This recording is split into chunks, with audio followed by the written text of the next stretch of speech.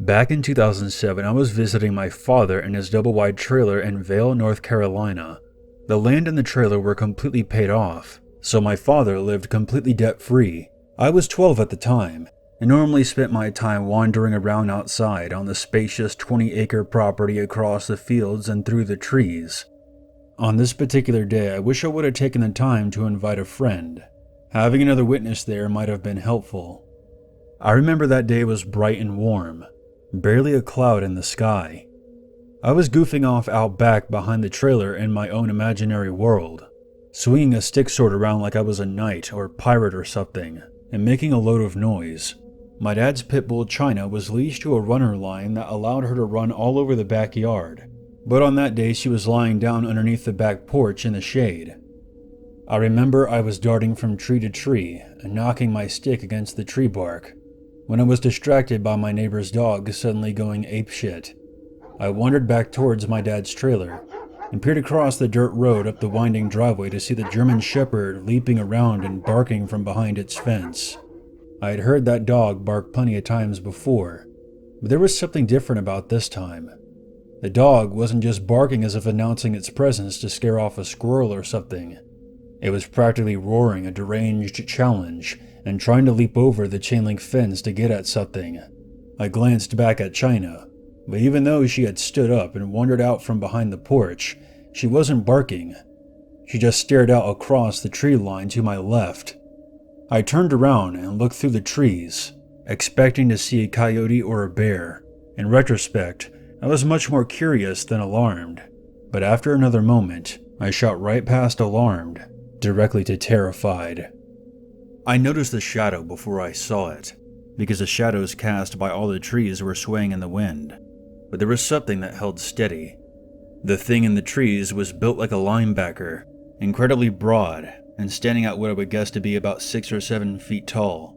It had silky, jet black fur, and was hunched forward slightly, as though it was preparing to leap forward and attack.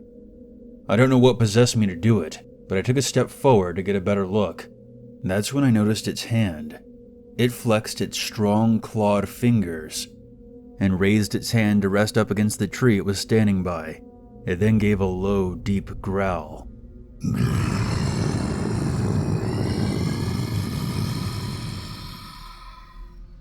And I finally made eye contact with it. For a split second, I thought it was a person with a dog over his shoulder, and then it occurred to me. That was its face. That long snout, twin rows of pointed teeth, and fiery yellow eyes were its own features, and it was standing less than a dozen yards away from me. I sprinted around to the backyard, towards the back door, turned the knob, and slammed my shoulder into the door, but it didn't budge. The door was locked. Fearing that I was about to get eaten alive, I dove under the porch with my dog China and crawled as far back as I could. China crawled back with me and lay down beside me, still looking in the direction of the creature. Every so often, she let out a deep, intimidating growl. I'm not sure how long I hid down there under the porch, but once dusk began to settle, I slowly crawled out back into the open. I sprinted around to the front of the house, went in, and locked the door behind me. Almost immediately, I began to have a panic attack. I had left China, and she was still attached to her runner line. I should have gone out the back door, grabbed her line, and pulled her inside, but I was absolutely terrified at the idea of exposing myself to that thing out there again. I banged on my dad's bedroom door and asked him to bring China inside because I had seen something out there. But he was already half asleep and called back to me through the door that she would be fine. I spent the rest of that night cowering in my room and praying that the morning would come soon so I could check on my dog. All through the night, I didn't hear any barking. I didn't know whether to take that as a good sign or not. My dad knocking on my door woke me up with a start. He took me outside and pointed out across his property to the far end of the trees, and showed me that something had broken into the chicken coop and tore apart every single hen he owned. 2 of his goats that had been tied up nearby were found torn apart. I checked under the porch and saw that China was fine. She was sitting there quietly. Even though my dad was confident that his dog couldn't have been the one that caused all this damage, he checked her teeth and discovered that there was no trace of blood or feathers. Later, he went to check the neighbor's German Shepherd, but there was nothing found in that dog's teeth either. I tried to explain to my dad that I had seen a creature in the trees the day before, but he didn't give my account a second thought. I would later tell my cousins, my mother, and several of my friends. Not one of them believed me. The older I get, the more convinced I am that I saw something that I wasn't supposed to see. Instead of fading, if anything, the memory seems to become even more clear. I've sat down to sketch the memory several times, and each time it looks like the same creature. Looking back, I should have returned to the spot I had been standing at to see if there was any tracks. My dad would eventually conclude that it was a pack of coyotes. China lived out the rest of her life as an indoor dog. After that night, I begged my dad to let her stay inside with me. I couldn't help thinking that she was the one who ultimately saved me. It's okay to be skeptical, but don't ever ignore your gut feeling. And when it comes down to a possible life or death scenario, it wouldn't hurt to keep an open mind.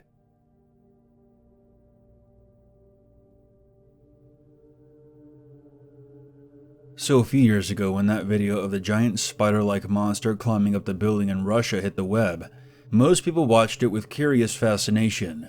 I remember the feeling of pure dread overwhelming me. Not because of the video itself, which was eventually revealed to be a fake, but because of a memory it pulled from the depths of my subconscious, where it had lain harmless and dormant. After watching the video, I covered all the windows in my home, shut off all the lights, and quivered in terror for a full day and a half, too nervous to even go out and get the mail. It wasn't because I felt I was being stalked or hunted, but because I was so terrified and my head was spinning, and I couldn't process anything bigger than just lying still and trying to calm myself down and control my breathing. I don't remember when exactly the memory I'm recalling took place. It was sometime in the early 90s, and I was maybe at most 6 or 7 years old. My parents went camping deep inside a national forest. At the time, my parents were writing a book about birds, and I'd come out to the forest to birdwatch and take notes. I'd gone to bed early the previous night, most likely tired from all the hiking. I had woken up at the very crack of dawn. I crawled out of my very small, kid-sized tent. And for whatever reason, I wandered over to a fold-out chair overlooking a valley that my parents were observing. In addition to the 2 pairs of binoculars they carried, there was an older pair that they had brought along for me, and that pair was sitting in its case by the chair. I'm not sure why I didn't just go directly to my parents' tent and try to wake them up, but instead I decided to sit out there in the open and look through the spare set of binoculars. They were bulky and heavy, but I raised them to my eyes and began looking for birds. Being an impatient kid, I didn't look through the trees long before my eyes fell upon a bright blue object in the distance. I focused my attention on that and discovered it was another tent. I could even see the zipper flap where the opening was. Looking back as an adult, I have no idea how far it was. No closer than 100 yards, definitely. But beyond that, I couldn't realistically guess. I looked at the tent for a while, but when nothing happened, my eyes began wandering again. That's when I noticed it. I didn't hear anything first. There wasn't a stomping in the trees of approaching footsteps, or the sound of snapping branches. There was nothing but silence. Something crossed between 2 trees past my field of view. It was huge. So large, in fact, that for a split second I thought it was an elephant. But then I caught a better look. The creature had 4 extremely long, spindly, crooked legs, which, looking back now, based on its size compared to the trees around it, had to be at least 7 or 8 feet tall. The 4 legs met in a bloated dark mass at their peak.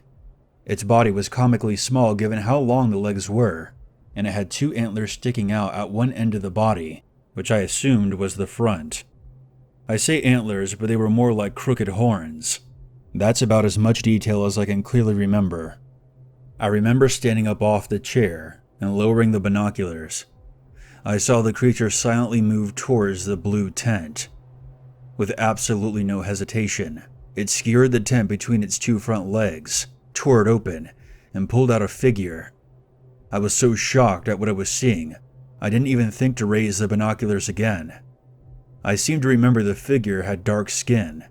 and maybe a gray shirt, gray or dark green. It wasn't until I saw a splash of red splatter on the blue tent that I dropped the binoculars and took 2 steps back, now full-on terrified. I don't recall screaming whatsoever. In fact, I don't even remember the sound of the tent ripping. I just remember the creature raising one of its front legs and impaling the figure neatly on one of its horns before turning and retreating back into the trees. That's when I turned around and ran back to the tent. I tripped on the way back and smashed my face into the dirt, resulting in a scrape on my chin. I climbed back into my tent and hid in the blankets. I eventually had to urinate, but I was so scared that I stayed put and wet myself. Hours later, or at least enough time for the sun to rise considerably higher in the sky, I heard my parents get up. They moved around the campsite for a bit, and I remember wanting to tell them to hide. My mother eventually opened up my tent and peeked her head inside, and the first thing she did was ask if I had wet my sleeping bag. I guess she could smell it. When she saw my face, I guess I looked terrified enough to her because she asked if I had been sleepwalking or had a nightmare. She noticed the scrape on my chin and gently helped me out of the tent. I was visibly shaking and looking around in all directions for the unknown creature, expecting at any moment that it would appear and attack us. My father asked me why I hadn't put the spare binoculars back in the case, but when he saw my face, he immediately came over and asked me what was wrong. All I could say was that I had a nightmare, and I wanted to believe that I had. But the scrape on my chin and the bright blue tent in the distance, which was now torn and being tossed around in the breeze, confirmed to me that it had been no dream. My parents decided to cut the trip short, and we packed up and went home. The strange thing is, I don't really remember what happened when we got home, or what I told them, but I still vividly remember that blue tent out on the horizon, abandoned by the creature, and never to hold its former occupant again. I had buried that memory so deep that I took an internet prank with a similar-looking creature to drag it back up into the forefront of my consciousness. I'm going to try hypnotherapy to revisit that morning in my mind. I would ask my parents if they remember that trip, but my mother has since passed away, and my father is suffering from Alzheimer's and can't remember my name most of the time. I never found any missing person reports regarding that forest during that time period either. I don't know what I saw. I need to understand what happened. I don't want to be afraid anymore. I write this not for the sake of entertaining you with a suspenseful story, but to inform you. There are dangerous creatures out there that will grab you when you aren't expecting it. Too many people have gone missing in national forests for me to chalk this up to bad luck or coincidence. I've spent some time each day writing about the creature, trying to jog even more memories so I can better face my fear and uncertainty. I've taken to calling this creature the Unknown.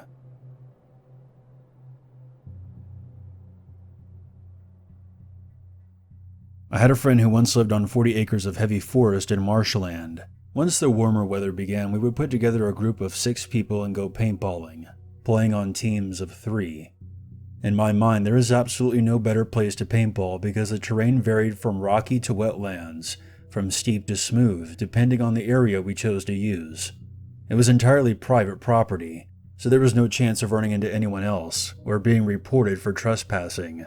And since the area was so expansive, we would often find ourselves playing somewhere new on the property that we had never been to before. We would normally use quads or dirt bikes to travel to different sections of the property, and on the afternoon that this happened, we drove until the tanks were half empty, and then traversed another quarter-mile on foot, before we drew lots for teams and scattered into the woods. The theme of that battle was Marvel vs. DC, so each of us had assigned ourselves a code name of a comic book villain from whatever side we were on. I found a small bluff to use as an overwatch point, and picked out a spot to hide for a few minutes while I adjusted my helmet and boots. Once I stopped shifting my weight around, I knelt down for a few moments, and then I heard the sound of uncontrolled sobbing coming from nearby behind me to the south. For a moment I considered that it could be one of my friends, but after I removed my helmet, I listened more closely. I realized the voice was much too deep. It sounded like a fully grown adult crying like a drunk at a funeral. I debated whether to ignore it, but my curiosity got the better of me. Setting aside the fact that this was private property and no one but us should have been this deep into the woods, the man sounded like he might have needed some help.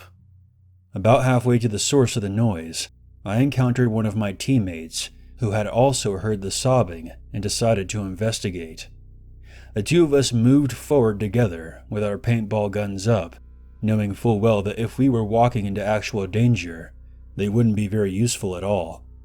After another moment, we discovered a crumbling 2-story brick house that looked to us as though it had been standing there since the Civil War. The sobbing and wailing was coming from one of the upstairs windows, though by this time it had died down considerably. The friend who lived on the property wasn't there with us, otherwise we would have just had him deal with it. What we should have done was go back for help, but again we were curious and concerned that this sobbing man may have been in some kind of trouble. We carefully entered through the busted front door, not making a sound to announce ourselves. All the windows were missing, so the inside had a damp outdoors feel to it. There was dirt, leaves, and rusty beer cans all over the floor, and despite it being so drafty, the place reeked of pot and sweat, and someone had spray painted the words, "Stay here," on one of the inner walls. Once we got to the base of the stairs, I decided the tension had gone on long enough, and I called out, "Hey, are you alright up there?" It was like I had awoken a grizzly bear. Someone upstairs roared with insane fury and came charging towards the top of the stairs with purpose. Dust fell from the ceiling as the stranger upstairs came sprinting forward to attack. We turned and launched ourselves back out the front door and back out into the trees as the screams of a haggard man warned us to back off.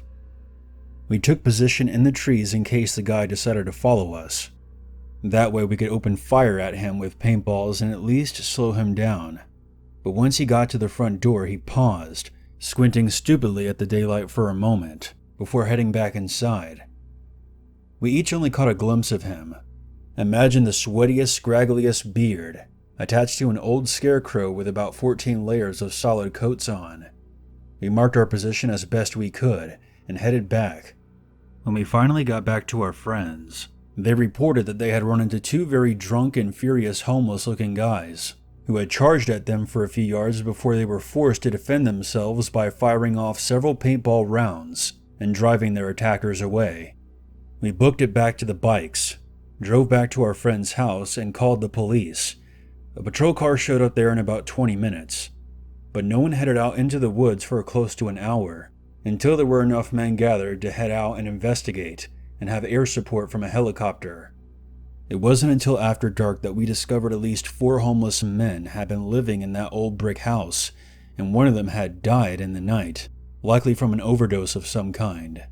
2 of them had wandered off to go look for a car to carry him away and bury him. The third had stayed with him and sobbed uncontrollably over the death of his friend. Apparently the place was well known in the homeless community as somewhere that you could go to disappear for a while. Even though there were several knives found in the house, none of the men had any weapons on their person when they were found and arrested for trespassing. My friend's parents have since scheduled the small house to be demolished, and were completely unaware it had been there to begin with. That's my story. Perhaps not the scariest encounter ever, but it definitely put life into perspective for us. We were just dumb kids out having fun without a care in the world, and unknowingly stumbled across a safe haven for men whose lives were hopeless and fueled by drugs. Had we not been so careful, some of us or all of us may have never made it back to the house alive, and who knows how long it would have taken before our bodies were discovered.